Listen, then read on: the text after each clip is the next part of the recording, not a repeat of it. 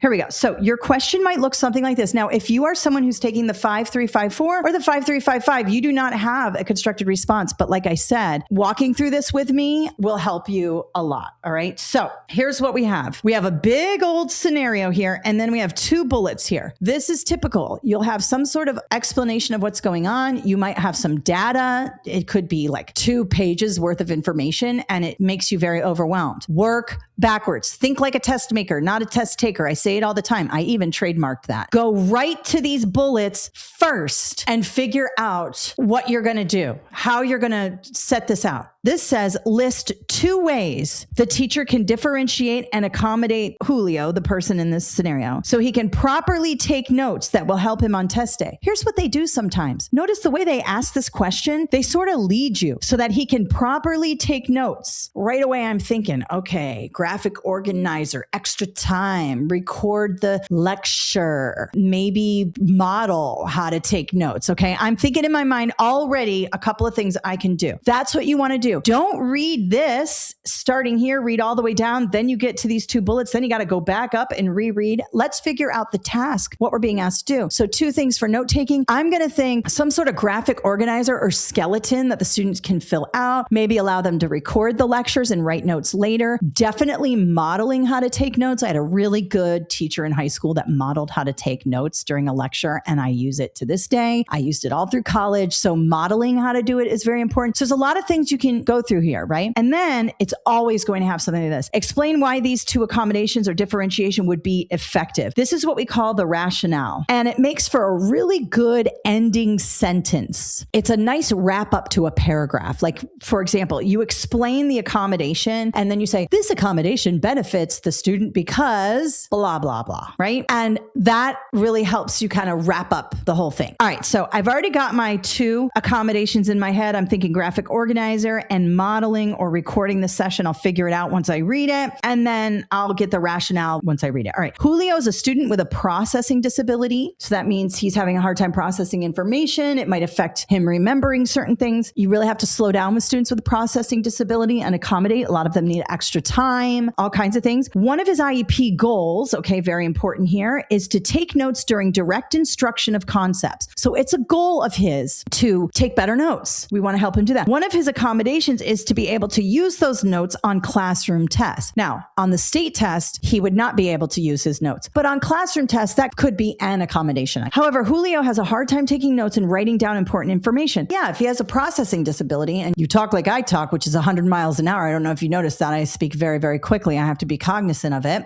He might have a hard time picking out what's important. It's hard to take notes on a good day, and he's having to do this with a processing disability. He becomes overwhelmed because he cannot write as quickly as the teacher presents the information, even when the teacher slows down. Sometimes Julio gives up altogether. I hate that. Julio wants to do well on his exams and is motivated to meet his IEP goal. These kids want to meet their goals. So we got to help them, right? So how is this teacher going to accommodate? All right. So for mine, and I redid these 2 paragraphs here. I amped them up a little bit, but you can sort out your paragraphs this way and organize them this way. Notice that I have here on like a heading, 2 types of accommodations, differentiation. Here we go. Provide Julio with the note-taking template and allow Julio to record during direct instruction. Allow him to record it on his phone. Okay. And then I write the rationale in 2 paragraphs here. You can do that, or you could take this, provide Julio with a note-taking template. That's right here in this first sentence as well. Sometimes I like to separate it out just to let the grader know, hey, I did step 1. I did the first bullet. It said list 2 accommodations and I listed them. And then it says, what's the rationale? Explain the rationale. Well, here's the rationale. And you can just really spell it out for them. Now, I revised this a little bit. I wanted to really hear this last sentence. I didn't have the rationale like this type of gradual release will help Julio, blah, blah, blah. That's the part I was missing here. I would still probably get, if this wasn't here, I could still probably get pretty good points for this. But as I was reading it, I'm like, oh, I'm missing like one little line that would make this better. So let's have a look here. Because Julio feels overwhelmed by the amount of information he's expected to record, the teacher can support him by providing a structured note-taking template that maps out the most important ideas for the lecture. Now, notice that I kind of general here. I say a note-taking template, but then I say such as main idea, key details, vocabulary, short summary, or that it maps out the most important ideas. Notice I get a little more specific. So I say note-taking template, and then I kind of list some things it might do. Or I might might say something like, the teacher can write out the headings and allow him to write important information. Or I could have put up there, the teacher can also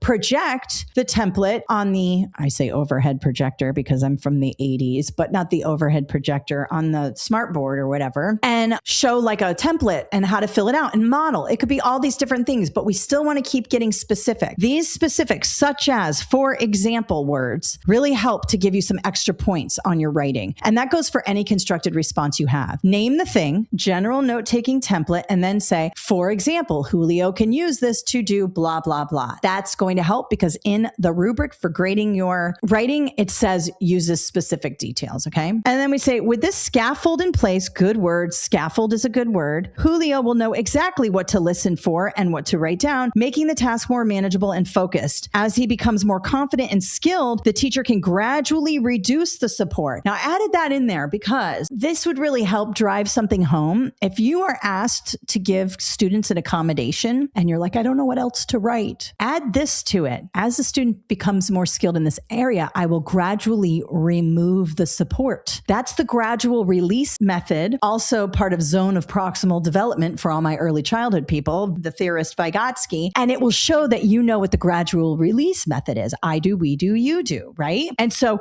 gradually reducing the support is like another little specific detail, a little nugget that shows you have content knowledge and you know what you're doing. We'll prompt him to create his own headings, blah, blah, blah, take more independent notes using the same organizational structure. This type of gradual release, here comes my rationale, will build Julio's independence, confidence, and ability to take effective notes on his own. There's my little rationale at the end that wraps it up really nice. All right, let's have a look at this. Another support that would help Julio is allowing him to access a recording of the direct instruction so he can complete his template or notes at his own pace. Because even with a note-taking template, he might still get tripped up, right? He might still need help. So maybe we give him some time to go to the back of the room, throw in his headphones, and use his phone. We have so much technology at our fingertips, like use it. And if the principal says, why is he using his phone? You could say, well, it's part of his accommodations in his IEP that he gets to record the lecture. Do you want him to use a phonograph to record? No, he has literally a $3,000 phone in his hand that does all kinds of things. Use it. Now I get more specific. With the recording, Julio can pause, write,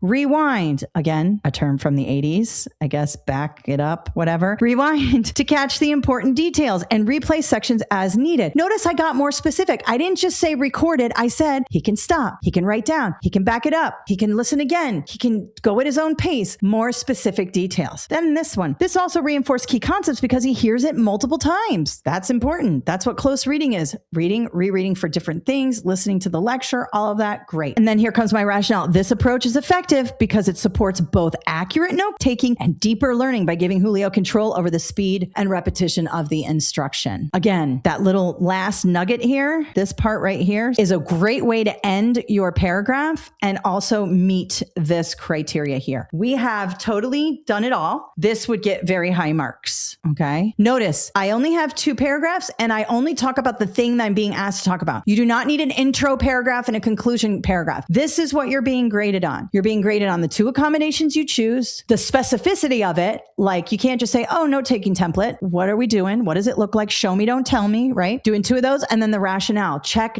and you're out of there. So you can't just spend all day on one. You got to move. So keep it short, keep it specific, keep it concise because the more you write, the more you have room to make a mess of things.